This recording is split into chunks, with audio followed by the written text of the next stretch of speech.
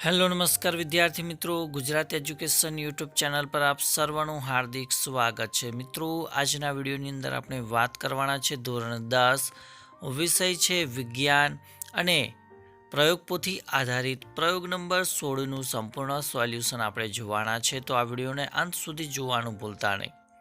બીજું કે ચેનલ ઉપર જો પ્રથમ વખત આવેલા હો તો ચેનલને સબસ્ક્રાઈબ કરી દેજો અને આ વિડીયોને તમારા અન્ય મિત્રો સુધી શેર કરી દેજો. તો શરૂઆત કરીએ પ્રયોગ નંબર 16, જેનો હેતુ છે કાચના લંબઘન સ્લેબમાંથી પસાર થતા પ્રકાશના વક્રીભવનની ઘટનાનો અભ્યાસ કરો. સાધનો છે કાચનો લંબઘન સ્લેબ, ટાંકણીઓ, ડ્રોઈંગ પિન, સફેદ કાગળ, પેન્સિલ અને માપપટ્ટી. તો અહીંયા તમે આકૃતિ જોઈ શકો છો. એ જ પ્રમાણે આકૃતિ તમારે નીચે આપેલી જગ્યાની અંદર દોરવાની રહેશે. ત્યારબાદ આ પ્રયોગની પદ્ધતિ આપણે જોઈ લઈએ. તો ડ્રોઈંગ બોર્ડ પર ડ્રોઈંગ પિનોની મદદથી એક સફેદ કાગળ લગાડો. કાગળ પર વચ્ચે કાચનો લંબઘન સ્લેબ મૂકો. પેન્સિલથી લંબઘનની સપાટીઓ આંકી લો. તેને ABCD નામ આપો. બે ટાંકણીઓ E અને F ઉધ્વ સમતલમાં ખોસો, જેથી તેમને જોડતી રેખા AB સાથે કોઈ ખૂણો બનાવે.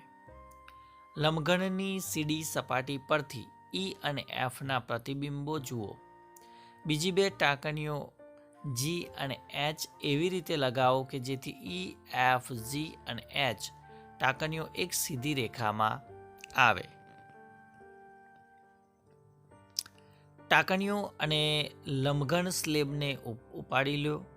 ટાંકણીઓ E અને Fના સ્થાન તથા ટાંકણીઓ G અને Hના સ્થાન પરથી અન્ય રચના કરો. આકૃતિમાં દર્શાવ્યા પ્રમાણે આપાત કિરણ, વક્રીભૂત કિરણ, નિર્ગમન કિરણ વગેરે દોરો. આપાત કિરણ અને નિર્ગમન કિરણ વચ્ચેનું પાર્શ્વીય સ્થાનાંતર માપવાનું છે અને પછી અવલોકન નોંધવાનું છે. તો અવલોકન જોઈએ તો કાચના સ્લેબની નીચે આવેલ ભાગમાંથી જોતા આપાત કિરણ અને નિર્ગમન કિરણ સમાંતર છે, પરંતુ સહેજ બાજુ તરફ ખસેલું જોવા મળે છે, જેને પાર્શ્વીય સ્થાનાંતર કહે છે, જે આકૃતિમાં દર્શાવેલ છે.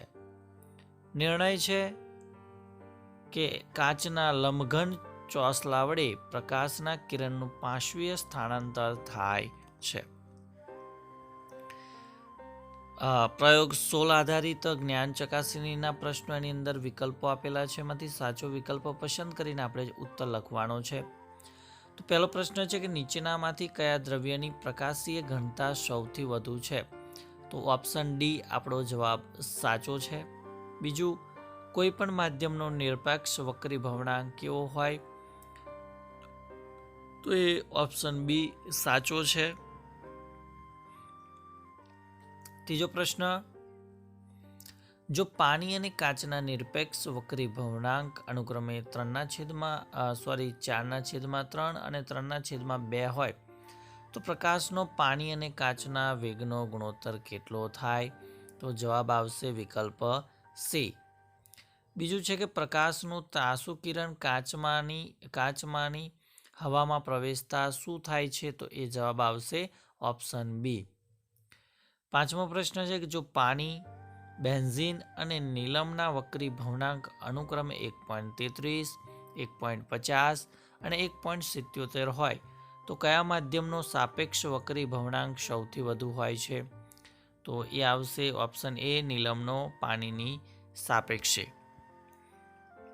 ત્યારબાદ પ્રશ્ન નંબર 2 છે કે નીચેના વિધાનો ખરા છે કે ખોટા તે જણાવવાના છે. પહેલું છે કે પાણી કરતાં હવા વધારે પ્રકાશીય ઘટ્ટ માધ્યમ છે. તો આ વિધાન ખોટું છે. બીજું, જ્યારે પ્રકાશનું કિરણ પ્રકાશીય ઘટ્ટ માધ્યમમાંથી પ્રકાશીય પાતળા માધ્યમમાં જાય ત્યારે તેનો વેગ ઘટે છે. તો આ વિધાન ખોટું છે. ત્રીજું, કાચના પાતળા લેન્સનો મધ્યભાગ કાચના લંબઘન સ્લેબની માફક વર્તે છે. તો આ વિધાન ખરું છે. તો મિત્રો, ધોરણ 10ની અંદર વિજ્ઞાન વિષયની અંદર પ્રયોગ પોથી આધારિત પ્રયોગ નંબર 16નું સંપૂર્ણ સોલ્યુશન આ વિડીયોની અંદર આપ્યું.